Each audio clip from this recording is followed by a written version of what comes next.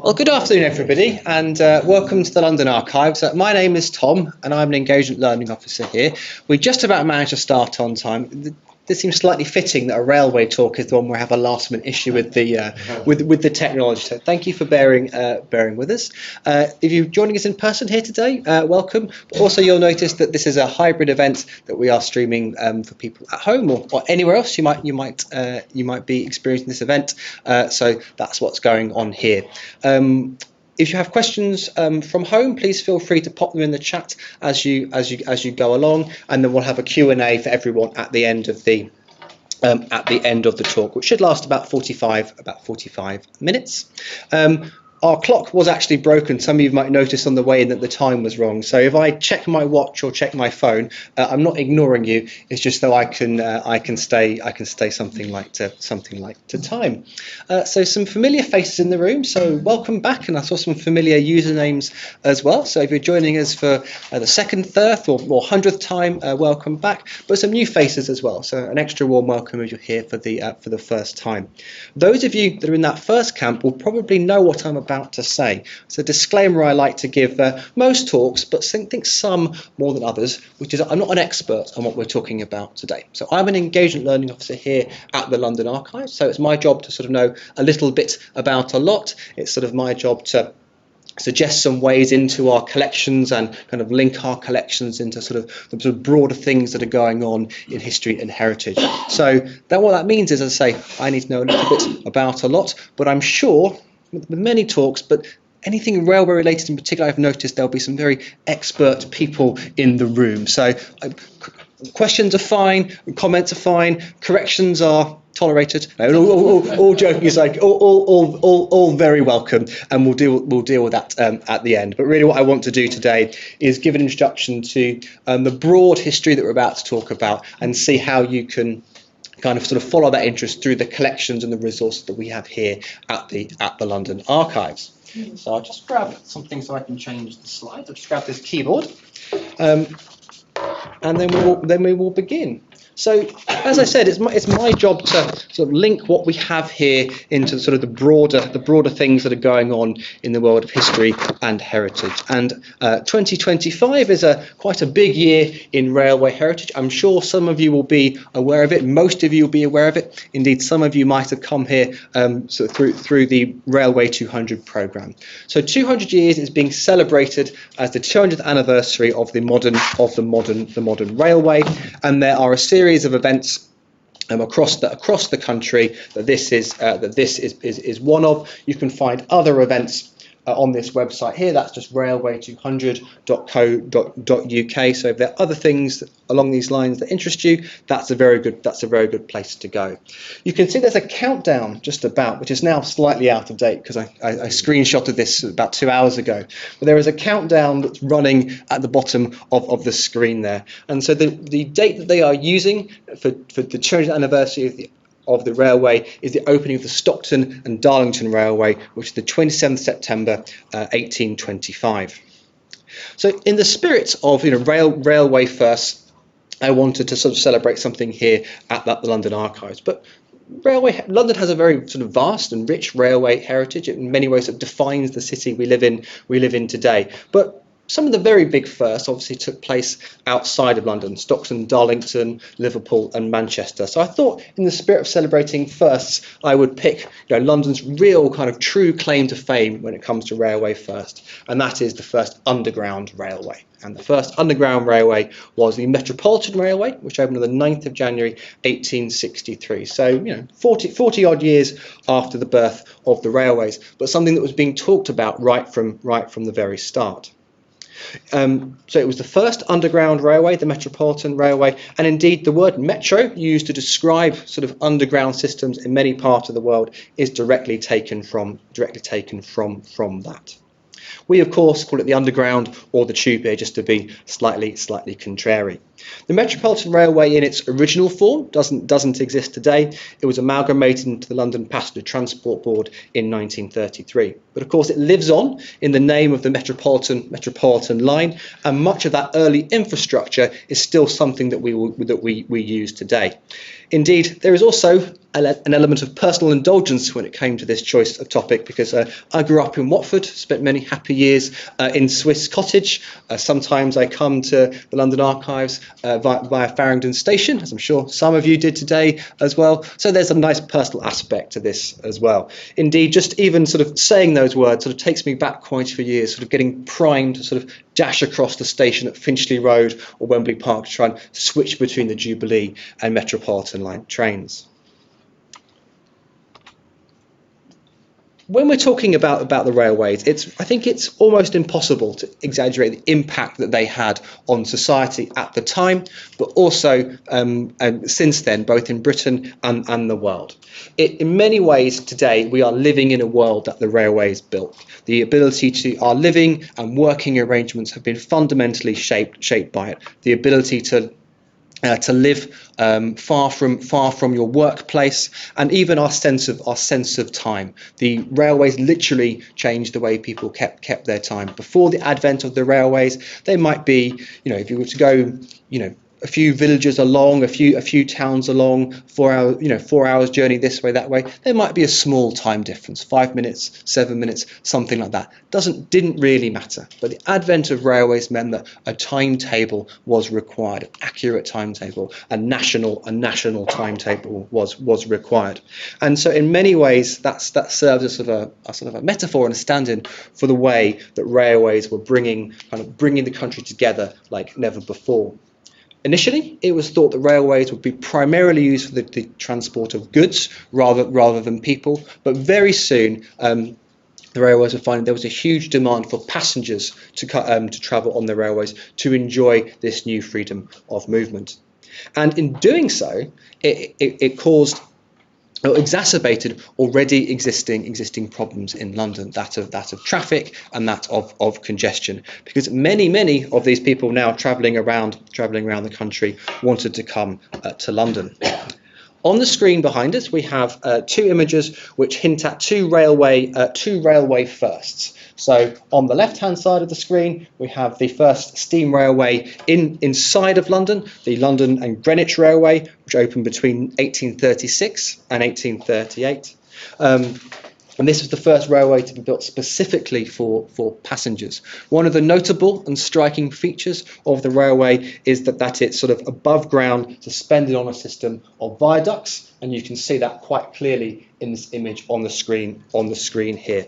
878 of these brick arches in total, covering 3 3/4 miles of track.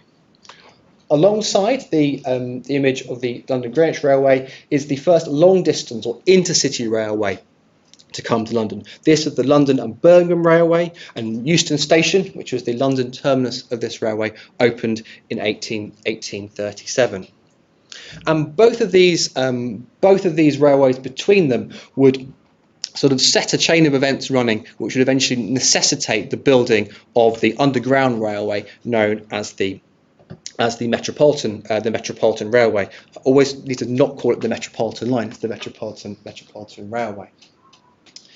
Indeed, the London and Greenwich Railway demonstrated the desire for a passenger transport, but also suggested some of the problems of it as well, because they were able to build this railway in sort of the south of London, because the land was less developed and therefore cheaper.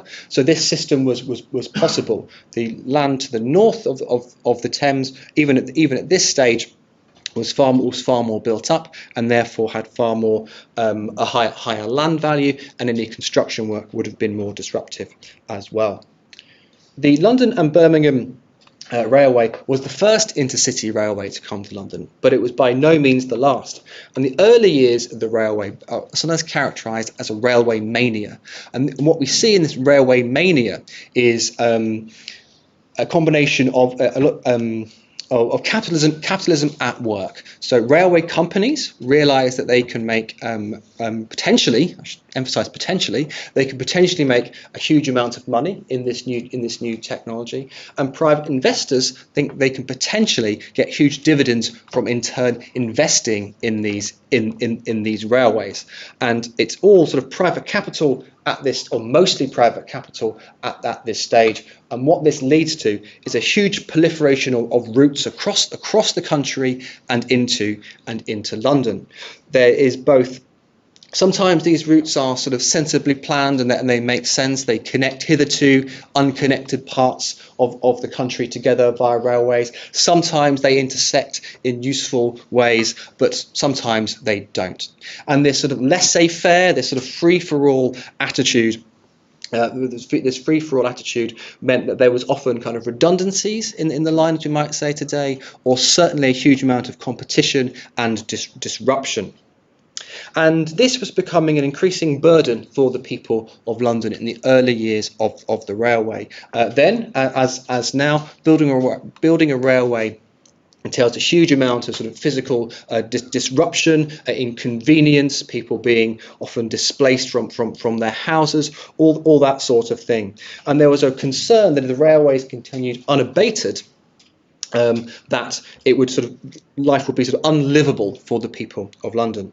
And this came to head in a Royal Commission of 1846. To give it its full title, this was the Royal Commission to investigate the various projects for establishing railway termini within or in the immediate vicinity of the metropolis, which is usually referred to, for obvious reasons, as the Royal Commission on the Metropolitan Railway termini. And we get a sense of quite what was going on with this map that's on the screen now. And what I'm actually going to do, I think I'm just going to adjust the light slightly, because it's not the best resolution map anyway, but I think if I adjust the lights, it will be a little bit clearer. So just bear with me one moment.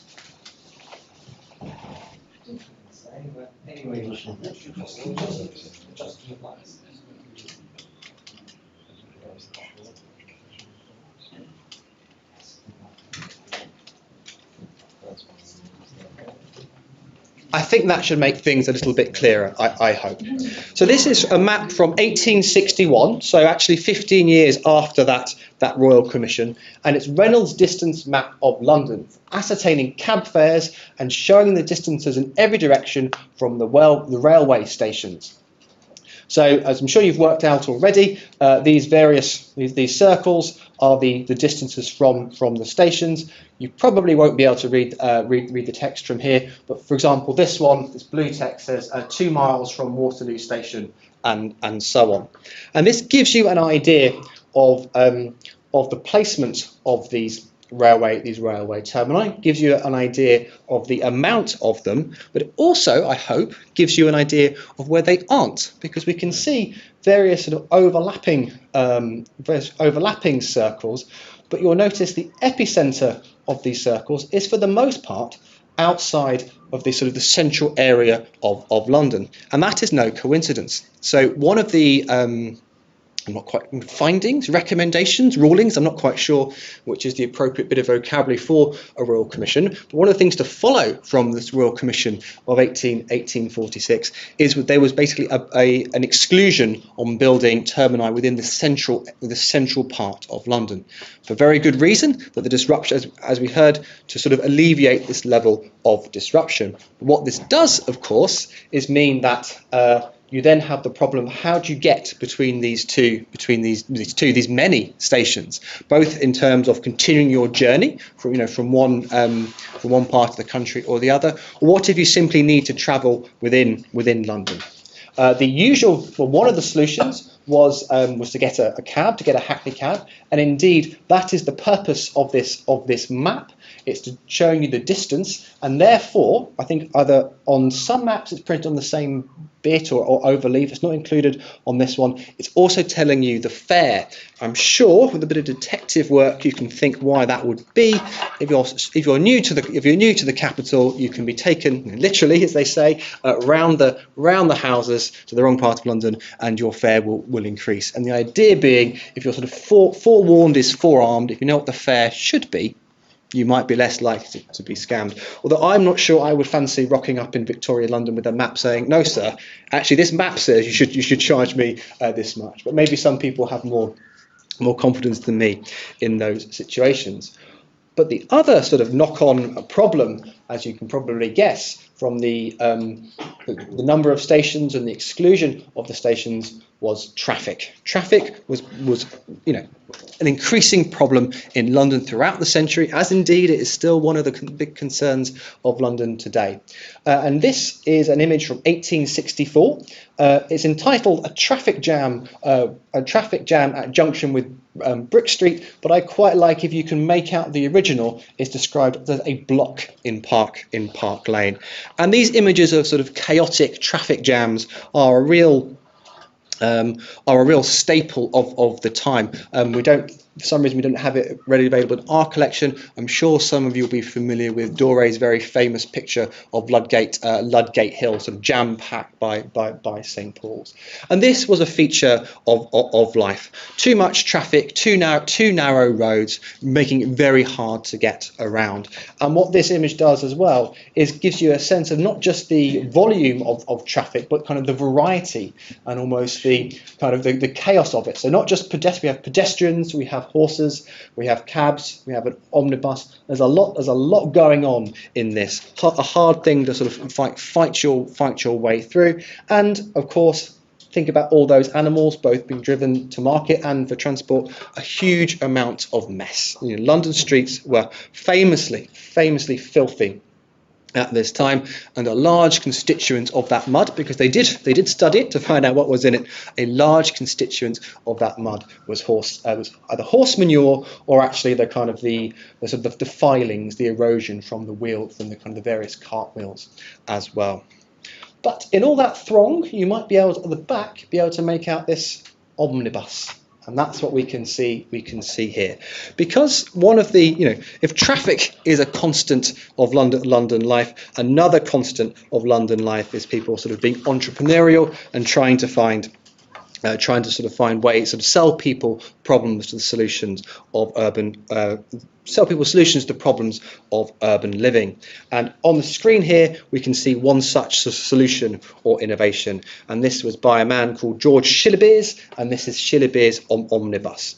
So even before before the railways came to London, instituted an omnibus service. So his was from between Paddington and the city. And the idea was that you would sort of, you'd pay, I forget the actual fare, you'd pay to travel on the omnibus. Wasn't successful in its way. He went bankrupt, and there are, in any kind of railway or transport story, there are many bankruptcies along the way, and this is the bankruptcy that we'll talk about today. So he went bankrupt, fled to France. He was later brought back from France, put in jail as a debtor, and then after he emerged from jail, repurposed the omnibus as a hearse. So an entrepreneur to the end. But as well as these sort of private entrepreneurial solutions, people in government or we might even call the third sector today, although that is an anachronism, we're starting to think about other solutions to London's both transport and pollution problem. And a figure that we will meet shortly, Charles Pearson, is one such figure. And Charles Pearson later becomes the city solicitor, and he was involved in various schemes, often with a sort of a philanthropic or even socialist bent. At the heart of many of his schemes was trying to improve the kind of the living and working conditions for London's sort of poorer population. He was an advocate initially of a pneumatic railway, sometimes what's called an atmospheric railway. And we can see a proposed example of this on the screen here. This is from a design from 1844, never built. And there's a couple of sort of features that I want to draw your attention to of this image. The first is the location of the railway. So you can see that, similar to the London and Greenwich Railway example, it's built above street level. You can see here sort of that lovely Victorian ironwork suspending the carriages. The idea being that this would mean that it would create more space on the street, so it's not taking away from that already congested street space. And indeed, by being a covered walkway, if anything, it would improve the quality of London streets, shelter from the rain. It would kind of have that knock-on improvement as well. A nice and very laudable ideas on both counts, but not practical in reality. Even building on viaducts entails a huge amount of disruption to the people living in London, and of course you then have the added disruption. Even once it's working, you have some trains going past your window. One thinks of those sort of iconic sort of 70s American directors in hot stuffy New York with the metro going by. Cinematic, but not comfortable. The other thing that's quite striking about the proposed London Railway here is its means of propulsion. So this was, as I said, an atmospheric or pneumatic railway, and this was seen as a potential viable technology. We now know that it isn't really in most situations, but as the name suggests, in a pneumatic or atmospheric railway, the carriages are propelled not by steam locomotion, but by air. In a similar system, don't see it quite so much now as we have less cash. But if you're at the supermarket and they're cashing up, and you have those pods that they pop into a tube and then they disappear. That system. The idea being, in a closed system, you can use air to propel things. And if we look closely at the railways, on the top, so the middle of the image, actually by the tracks, can you see there's the track? And then the track is sort of on a block, and at the front of the block there's a sort of a dark circle. Hopefully everyone can see that. So what that is actually a tube of air, and there is sort of almost like a sail, you might say, but there's basically a part of the railway that fits in the train, that fits into that groove, that catches the air and brings it along. That was the idea. These were put into practice in a few places, but the issue was always keeping the air seal tight. So leather was used that was sort of lubricated with lime soap, but you can never really keep that seal tight. So although it was tried, it was never used in kind of a widespread manner. And other technologies were suggested as well to kind of help with locomotion. Another being kind of sort of various sort of cable cars and sort of winch propulsion systems as well. But for various reasons, none proved viable, and that wouldn't be the system eventually used. And we'll talk a little bit more about what was used shortly.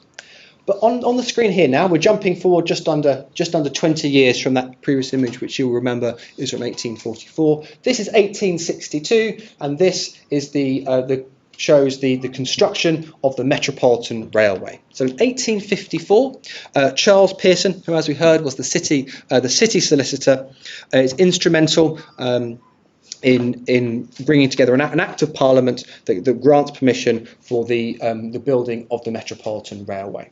As you can probably just about make out on the screen here, the Metropolitan Railway runs from initially, emphasis on that, runs from Paddington in the west to Farringdon in the east. A short stretch of railway, but in any railway building, there's always quite a lot of shenanigans. As I think I mentioned, forgive me if I didn't, a railway needs an Act of Parliament for it to be built, and that Act of Parliament allows for basically the land to be compulsory purchased. It allows the railway company to compulsory purchase the land, and there's always a huge amount of sort of toing and froing, and frankly, in modern terms, corruption associated with that. If you're an MP and you have an interest in that, you might be wanting to vote for the bill because you stand to make a profit if the land's going to go up in value, or it might be, for whatever reason, you stand to lose out, so you might vote against. Different sort of landowners had different feelings towards railways. So broadly speaking, kind of many traditional landowners were opposed to them. They thought that it would disrupt their way of life. They were perfectly fine as they were, but some saw the advantage as well.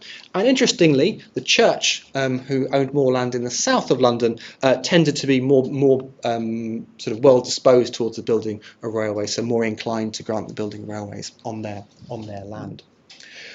The building of a railway would also involve a sort of huge amount of disruption and displacement for people living there as well. Hence why these things take so long for even to come about. We talked about really since the birth of the railway, but building work would only start in 1860. And incidentally, this map is from 1862. We talked about kind of disruption as the railways were built, and there was an immense amount of it. The railways were built. The Underground Railway was built using a method known as the cut and cover method, which, as it suggests, you cut a big hole in the ground, you dig a big trench, and then you cover it later on. And this is to be distinguished from the later sort of deep tube lines that were built using what's called a boring shield. If ever you saw the pictures of the Channel Tunnel being built, that's what you can think about. Or it's basically a big cutting wheel that digs its way through. A technology that did actually exist at the time of the Metropolitan Railway, but wasn't appropriate in this use. And as an aside, the cylindrical shape of the tunnel built by those cutting shields gives us the name the tube for the underground. Something we tend to use interchangeably is the system as a whole, but there are sort of many aficionados, and particularly in historical terms, that will distinguish the tube, that is the deep lines, from the underground that we can see here.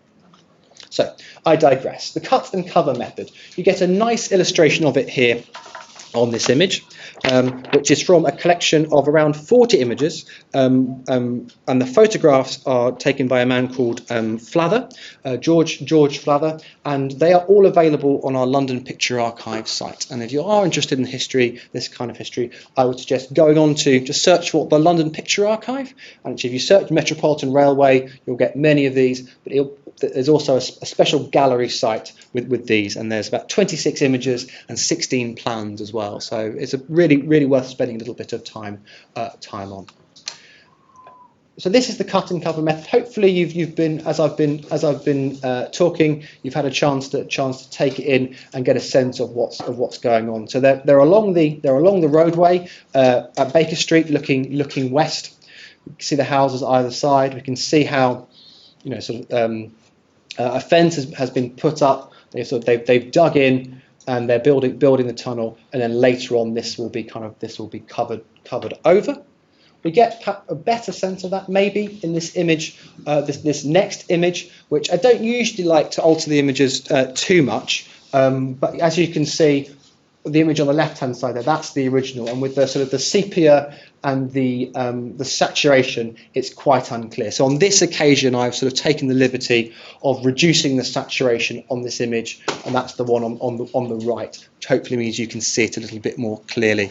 And what I think this really does give you a sense of the roadway, the digging of the tunnel. You can see the top of the arch of the tunnel at the back there, and how it's being built up. That's what's going on underneath as it's built. And also, of course, you can imagine what that means to have that going on throughout the capital city, already very kind of congested, already very busy. And here we have another image, this time from the London Illustrated News, which is another great resource if you're interested in this history, and that gives us a sense of what's going on as the tunnels are being built. This is 1862 again. And I think what's interesting, it's always nice to compare different sources. This feels a lot more romanticized and gentle. I think, although the previous one is obviously staged a bit strong, it's a set photograph. You do get more of a sense of the the hard work and the roughness of the job. This does feel a lot more kind of genteel in its presentation.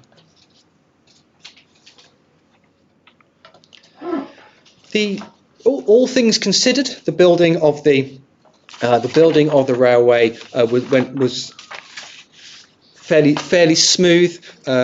Mercifully few accidents, although there were some.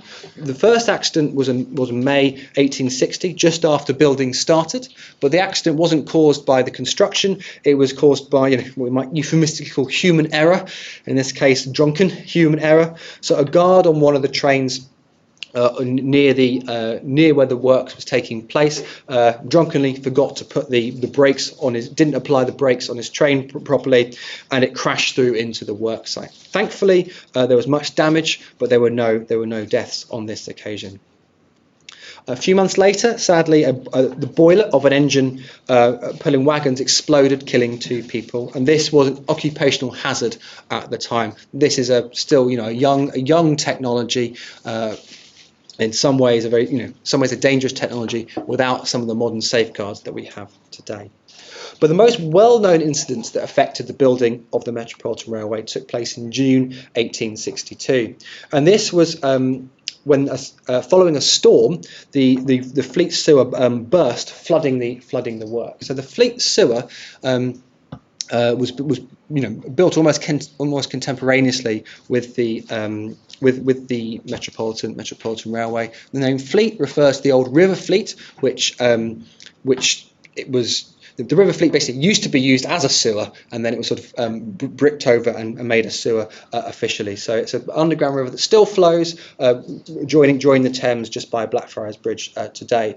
So it's a huge sort of vast stream of water, further swelled by this storm. The brick-built sewer had been weakened by the construction work on the Metropolitan Railway, and builders were alerted to the impending disaster by kind of creaking on the wooden scaffolding. So thankfully they were able to. No one was killed, but they spent a 2-day losing battle to prevent the sewer bursting entirely.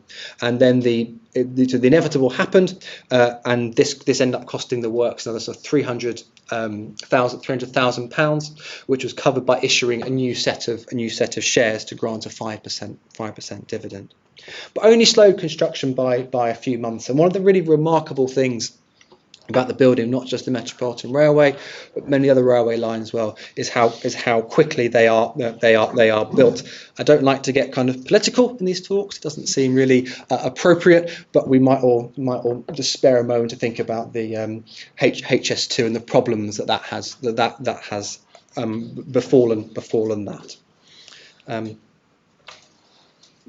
This next slide gives us another insight into the Fleet sewer. So it's again the building of the railway was sort of a much interested topic at the time and appeared in the popular press. I believe this illustrated London News, but I'm open to correction on that one. It shows the layout of the track. It shows the interior of the tunnel. It shows the telegraph room, or sort of signal room in the middle there. I hope everyone can make that out. But on the top right-hand side, it shows the way that the Fleet River passed the sewer system for the Fleet River as well. And the Fleet River crosses the line of the work 3 times between Farringdon and King's Cross.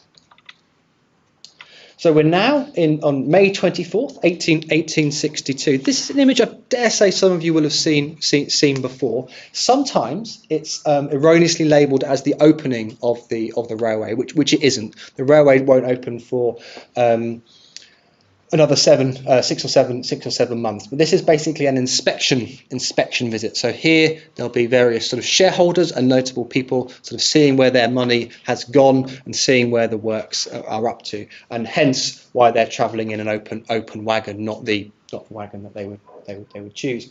There's a few notable figures here, and I want to point out 2 of them. One is Gladstone, who would a few years after this become Prime Minister.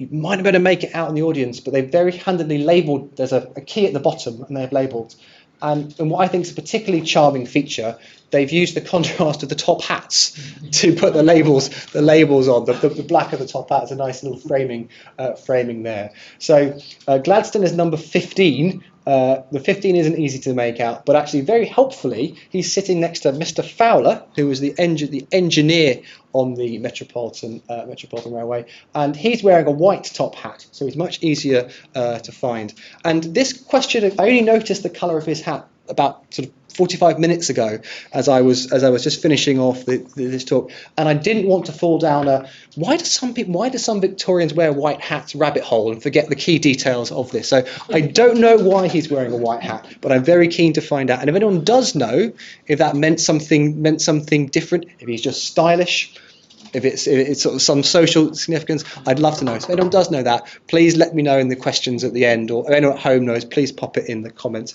because it does seem quite a bold choice to wear a white hat if you're a railway engineer, particularly in an age where you sort of do your washing by hand. Okay, so that was May 1862, and now we're in the 27th. This is the 27th December 1862. This is the Illustrated London News, and this is basically a sort of special, not quite a special edition, but this was an article celebrating the forthcoming opening of the Metropolitan Railway, which had its sort of a ceremonial opening on the 9th of January, and its sort of official opening on the 10th of January. And on that first day, 38,000 people would ride the line, and it was oversubscribed for many months for many weeks after it first opened. And this was despite, or maybe because of, quite a lot of negative press at the time. Any kind of innovation tends to be met with a certain amount of this. The Times, in particular, was far less celebratory than the Illustrated London News. So it was forecasting all manner of sort of unpleasantness and smells and darkness and unpleasantness. But as I say, because or despite of that, people were very keen to see what it was, and that's, I think, a really interesting and quite appealing feature of sort of Victorian history. That there's this real sense of there's change and there's progress, and people want to be involved in that in various ways. So we can see some of the stations on both inside and outside there: Paddington, Edgware Road, Baker Street, Portland Road, Gower Street, Euston Square today, King's Cross, and Farringdon Street as well as some details of the tunnels there. And this is the only image actually that's not in our collection. I'm pretty sure we have it somewhere, but I couldn't find it. So this one is pinched off Wikimedia, but it's in the public domain. I wanted to highlight this image of the interior of King's Cross Station. There, it's from that same image. This, of course, is sort of an idealised image. It will be sort of somewhat accurate, but not totally reliable. But I think it gives us a sense of what it was like. So, in particular, this lovely Victorian architectural ironwork, which I'm a big fan of, which you see in some stations today, of course, but not as much as you used to. It tends to be a bit more disguised. The lamps and these lovely sort of stretched out archways as well. And we'll get a sense of the clientele as well, like the nice big Victorian, sort of very evocative Victorian skirts. I say nice, probably not nice if you're wearing them, but certainly evocative in an old print. And this one, I'm sure you will have seen before. This is a very famous image, but no less charming for it. So this is Baker Street Station, platform 5, I believe, in its modern numbering. And it's probably one of the few. When you think of the Metropolitan line, you tend to think a bit more Art Deco, a bit more modern. But this is one of the sort of the bits that does feel, more Victorian in its in its presentation. So we get, this is obviously an artist's rendition, so it's somewhat romanticized in terms of the crowding, in terms of what it looks like, in terms of the light level. But it shows the what's the word? It kind of shows the appreciation. And there's one nice little detail which is hard to know if the powers that be of the Metropolitan Railway got to the artist, can you see on the left-hand side, so in the foreground left-hand side, there's the gentleman in the top hat that's flanked by two ladies. Just behind that, can you see there's a gentleman sitting in one of the archways, and he's reading a newspaper. So obviously one of the kind of the fears and the sort of derisions of the Underground Railway is that it would be dark, but they like to stress that it was light enough that you could read a newspaper. So you can see that little detail tucked in as well. And there's another detail that's worth pointing out about this image. Notice what's they're wearing. What's everyone's biggest complaint about the tube? Well, there's two big complaints about the tube. Other than the crowding, what is everyone's biggest complaint about the tube today? Noise, I would say. Bigger than that?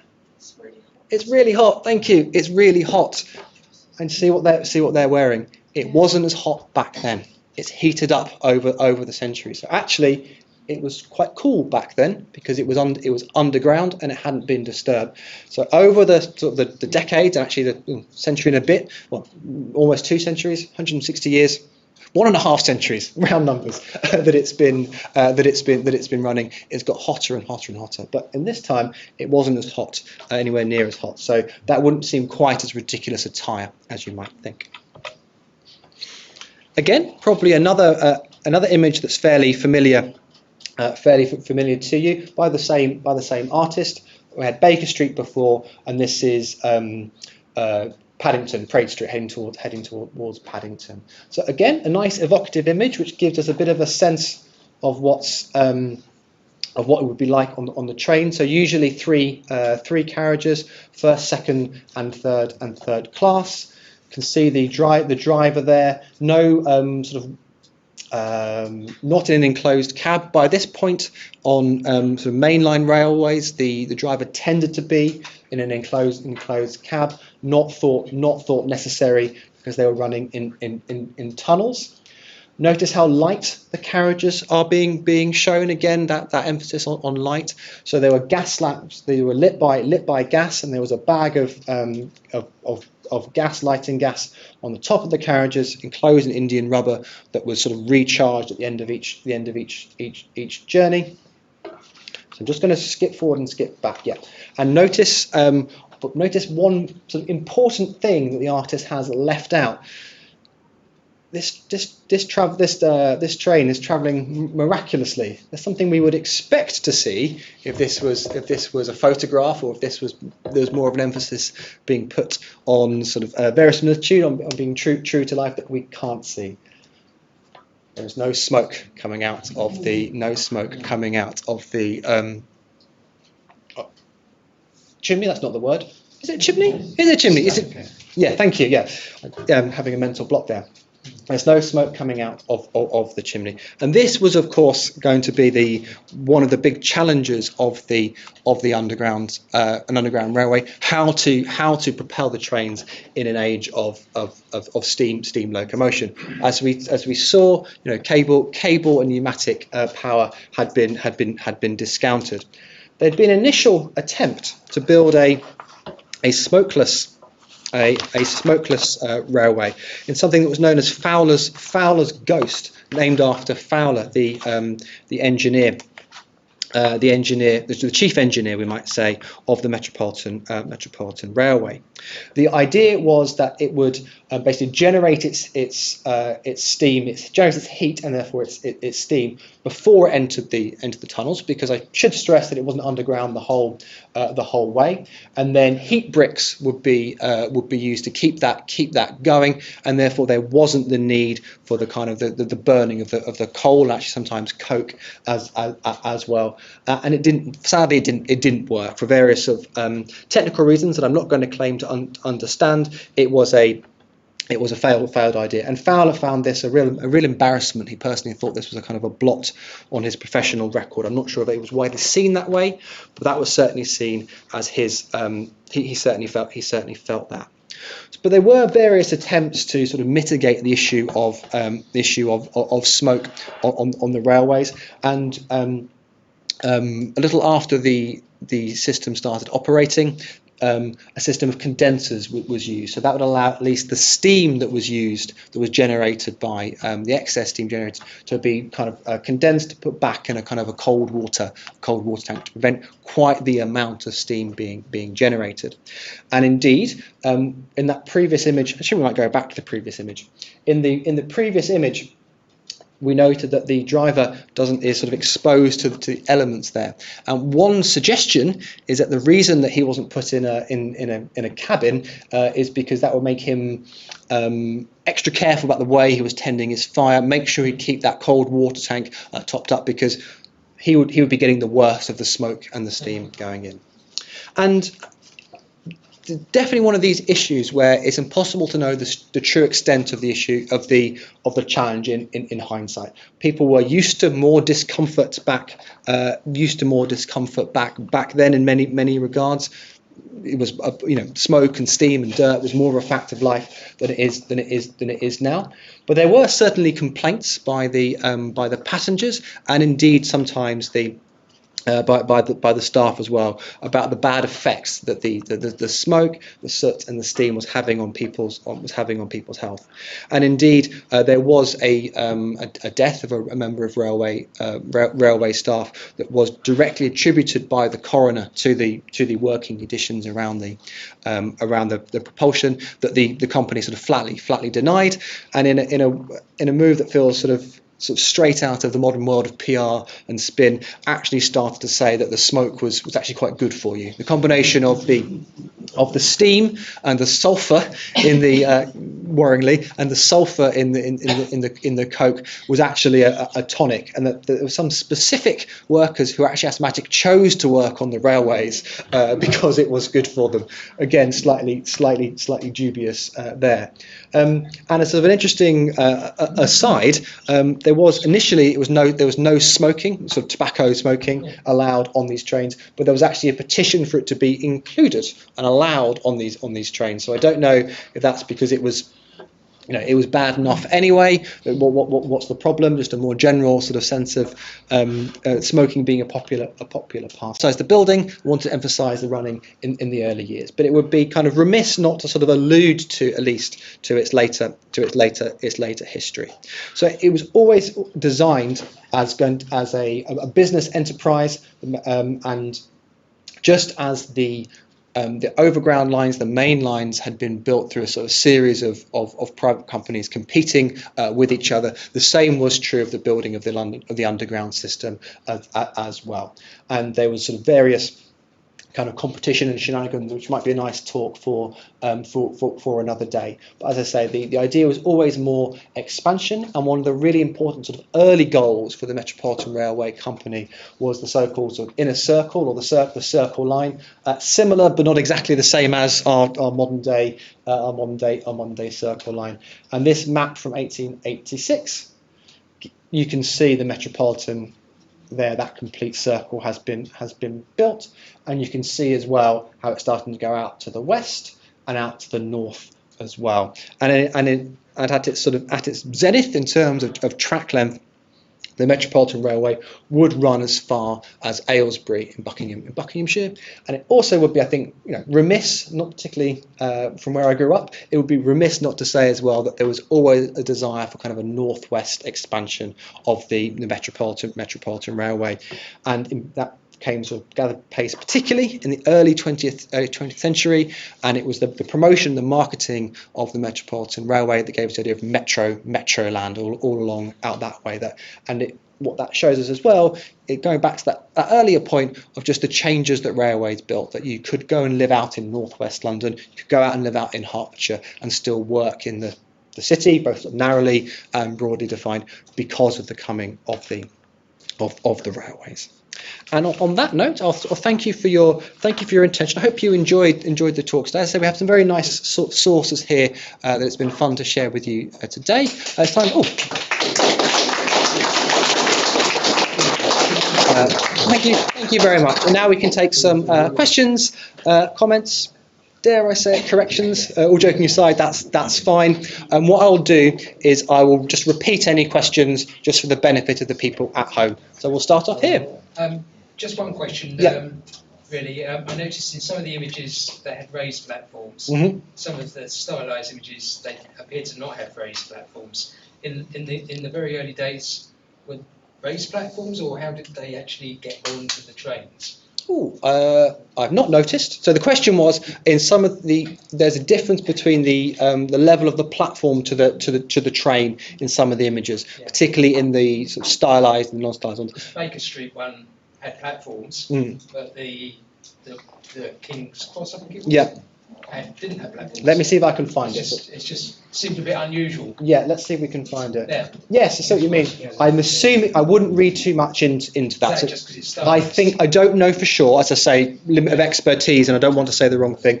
I would assume that. I'm not aware of any sort of special arrangements for getting on the trains. I think it would have been as pretty much as it was today. Yeah. Thank you. Well spotted. Thank you.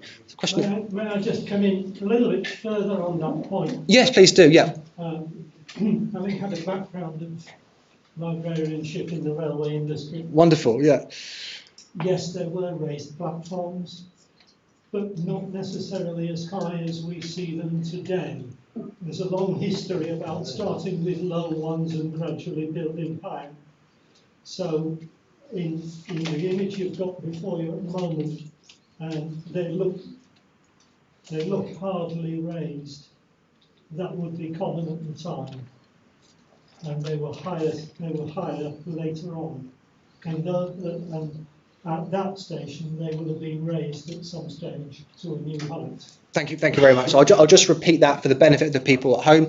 So we've had a really insightful contribution from the back of the room, which is that the platforms basically started lower and got higher as the years went on, and there was that sort of actually an ongoing sort of debate and discussion about the appropriate height of a platform. Is that a fair summary? Yeah. Thank you. Thank you. Yeah. During olden times history of the Metropolitan Train, which has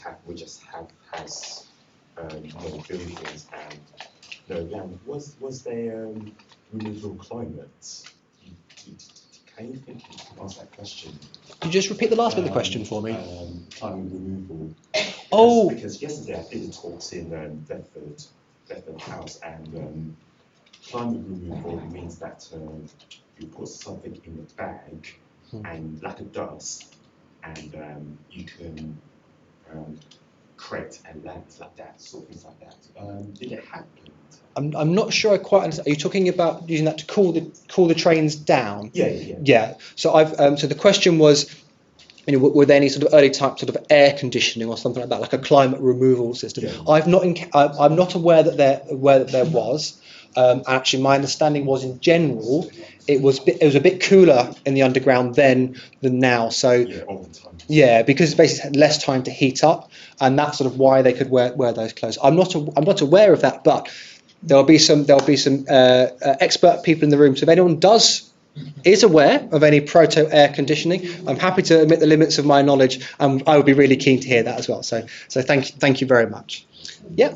Yeah, when they obviously had to displace, huge amounts of people, were they under any obligation to rehouse? Well, that's a really interesting question. So the question was what were the obligations to rehouse people that were displaced by the building of the railway? It very much depended on where you were on the social ladder. So if you owned the land, you tended to be compensated for it. Indeed, I talked about sort of corruption and shenanigans. If you were really good, you would know where they were going to build the land. You'd buy it up first and get compensated for it, and then build on it as it went up in value. But if you were a tenant, basically, effectively no compensation. And this was a source of controversy at the time. And there are various estimates about how many people were displaced by the building of this, and they range from the low hundreds to the low 10,000s. I tend to believe the upper estimate rather than the lower. And this was a real actual sort of point of contention. Particularly, I allude to that figure Charles Pearson, who did have quite a sort of enlightened view of what the railway would do. And we're seeing a trade-off between, if you build a railway, you can live further out, have more space, have more fresh air, because you can travel in, rather than living in sort of crowded conditions in the city. Those weren't good places to live. So there was this idea of trying to sort of improve life for people, but quite where that trade-off was a real live issue at the time. Yeah, thank you. There's a question in the back there, or maybe a comment. The risk of this becoming the Mike Perry show. No problem. It depends on what it said in the Act of Parliament. Yeah. Some of the acts, starting at about this time in the 1860s, included specific clauses about rehousing people who were displaced. Liverpool Street Station, which was built at about the same time, the Act also specifically provided for cheap workmen's tickets from the suburbs before 8 in the morning.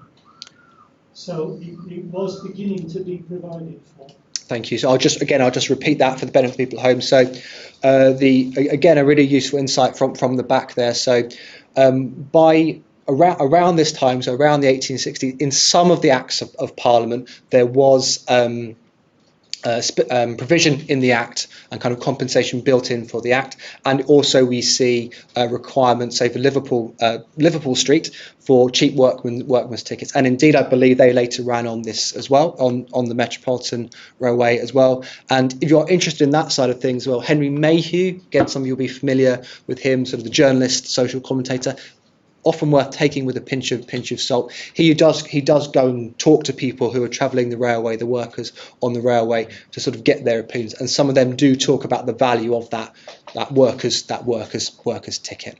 Thank you. Yep. Was there ever any attempt to remove the foul air out of the tunnel? Did they just let, like, was there a mechanical system or just holes above the tunnel? What happened? Thank you. So the question was, was there an attempt to sort of let the foul air out of the system? So I'm not aware of a mechanical system in this early period, but yes, what they did do is have sort of ventilation shafts, sometimes above the tracks, and actually they adjust the design of some of the stations as well. They took out some of the glass in the roof to allow for better ventilation as well. So there were attempts. As I say, it was an ongoing problem until electrification. Yeah, thank you. Yep. You mentioned a few times the women's clothing being, obviously heavy and layered. Were they not forced to wear that sort of gear, even though it may have been hot? And also, secondly, who helped them on the train with all those layers? Yeah. So two questions about the clothing. So were they forced to wear it? Certainly, in a sort of societal pressure sense of it, yes, there would have been a strong societal expectation to wear that clothing in order to sort of, without getting too sort of academic in language, to sort of properly perform your gender and also to sort of show your status as well. And then the second part of the question was around getting on the train. So yes, it was hard to get about, but sort of people managed to do it anyway. There would be sort of a, what's the word? A chivalrous expectation that you would help people in that situation as well. But yes, it certainly very inconvenient to get about. Yeah, thank you. I think there's a question at the back there. Smoking was really interesting. Yeah. Because they only started a trial period of banning cigarettes on the underground a few months before the King's Cross fire. Do you know when they allowed smoking? So I'll just repeat the question. The question was around smoking and when they did it. I don't have the dates sort of off the top of my head, but it was, I want to say, from the mid 1860s onwards. But if you've got 2 minutes afterwards, I can find the reference for you. If you know Christian Walmar's book, The Subterranean Railway, in one of the chapters, the second or third chapter of that, he talks about that. So that would be the place to find it. And we do have that in our in our library as well, and I've not half-inched it, so it's not on my desk. It should actually be in the library shelf where it's meant to be. Yeah, thank you. There's a question here, and we'll go to questions at home as well. Don't worry, you're not being ignored if there are any. Yeah. Okay. Yeah.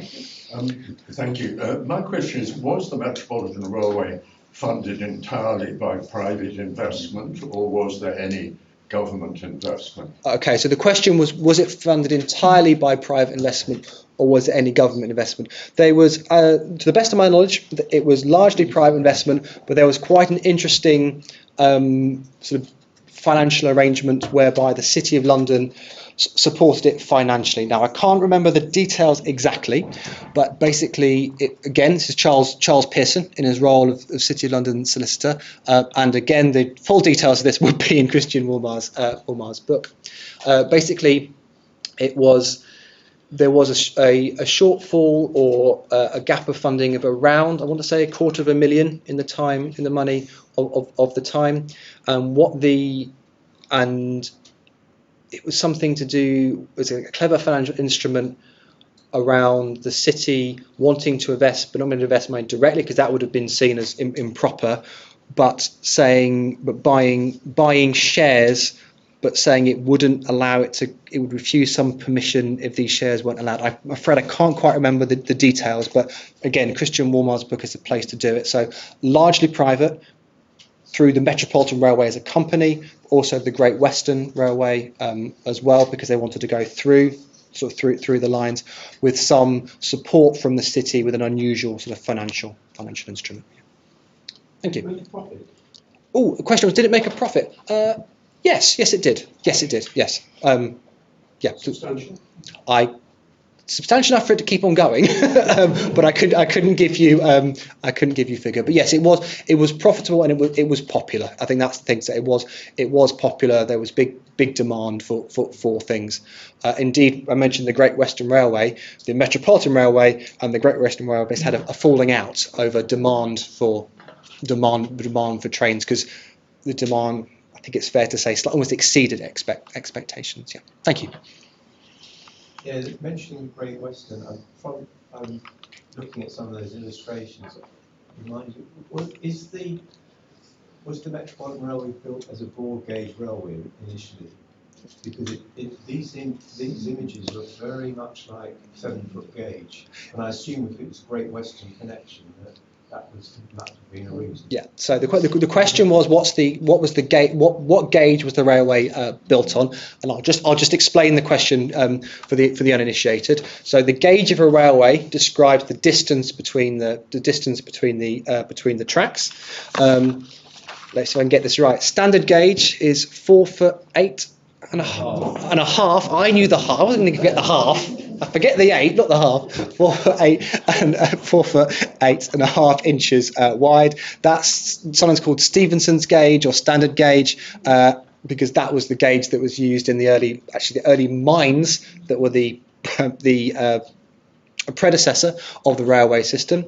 But the Great Western, which was Brunel's railway, used what's called a broad gauge, which was 7 foot between the rails. The difference between the gauge affects the comfort. Broadly speaking, affects the, no pun intended, the comfort and the speed of which the trains could travel. But importantly, because the distance of the gauge determined the distance between the wheels on the train, you can't switch. The train has to run on that particular gauge. Most of the rail. Tom, it's 7 foot and a quarter an inch. Oh God! I forgot about there we go. I set myself up for that one, really, didn't I? Yeah, I was rounding down. Yeah, 7 1/4 inch. Thank you. Did he add the inch? Just the quarter? No, it's a quarter an inch. Yeah. 7 foot and a quarter inch. Yeah. He had his own measuring system based on pi. Okay. So so the contribution from the back was that Brunel had his own measuring system based on pi, and hence 7 foot and a quarter inch on broad gauge. Which, to get back to the Metropolitan Railway, and you see it in this image, what gauge did the Metropolitan Railway run on? Both. So it ran on standard gauge, but because of the arrangement to use the Great Western Railway trains, it also had broad gauge tracks as well, but later on they were converted, and you can quite see it does look a bit this is a Great Western Railway train in this image. So this is running on that broad gauge, and actually, again, it's an artistic license, but you can see that it can look a bit distorted there. So thank you. Yeah, there was a question here. Yes, it's not a question, but one of your illustrations in the station. Yeah. It did look like it was dual gauge. Yes. This one? Yeah, this one. Yeah, indeed. Yeah, exactly that. So the comment, very helpful, another helpful contribution. You can see it's dual gauge, so you can see that either train can run on it. So there's not an extra track. There's the same track, but it has two gauges on the same track. If that makes sense to people. In fact, there was a row with the Great Western shortly before services were due to start, with the result that the Great Northern at King's Cross provided the first trains at very short notice. I didn't quite catch the start. Could you just repeat the start of that for me, Mike? Sorry. Yeah, there was the disagreement between the Metropolitan and the Great Western brewed up shortly before services were due to start, with the result that the first trains were provided by the Great Northern from King's Cross. Thank you. And they equipped some of their locomotives with condensing equipment at very short notice. Okay, thank you. So I'll just repeat that for the benefit of the people at home.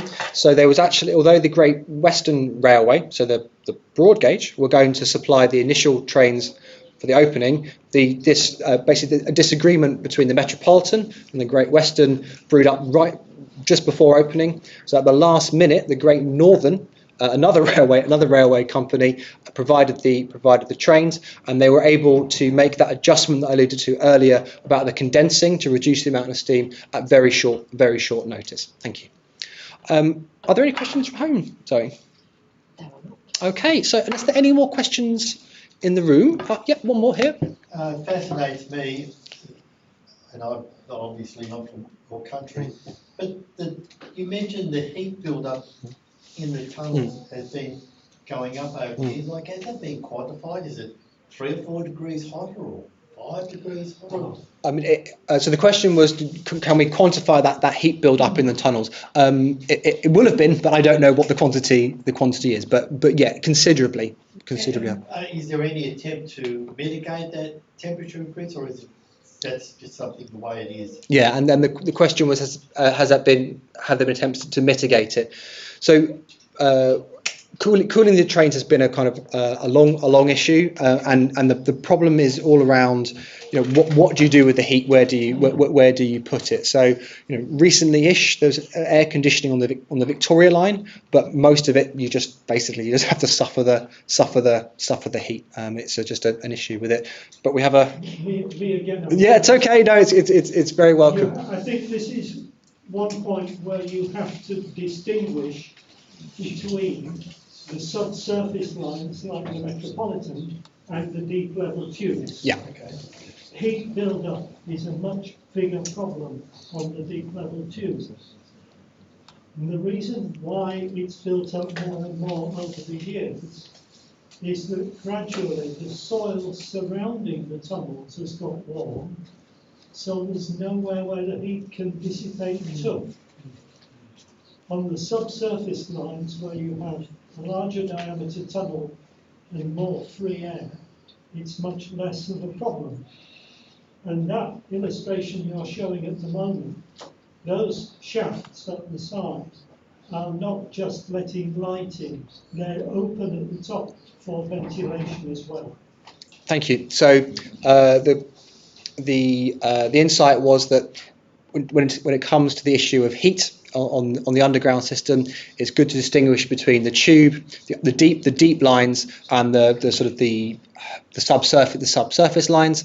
The deep lines are hotter because the soil around them has got hotter and there's nowhere for that heat to dissipate. But the subsurface lines, there is more opportunity for the heat to dissipate, so they tend to be cooler. And of course, and the the arches that we can see here are for light, but they're also for ventilation and heat dissipation as well. Well, let me thank you again for coming along for the talk. Thank you for all the contributions from the audience as well. We have talks continue over the summer, one on Keats in a couple of weeks' time, and then we back to the theme of the Second World War towards the end of August, and then we're doing Shakespeare and Magna Carta. So I hope to see you for some of them. Thank you all again.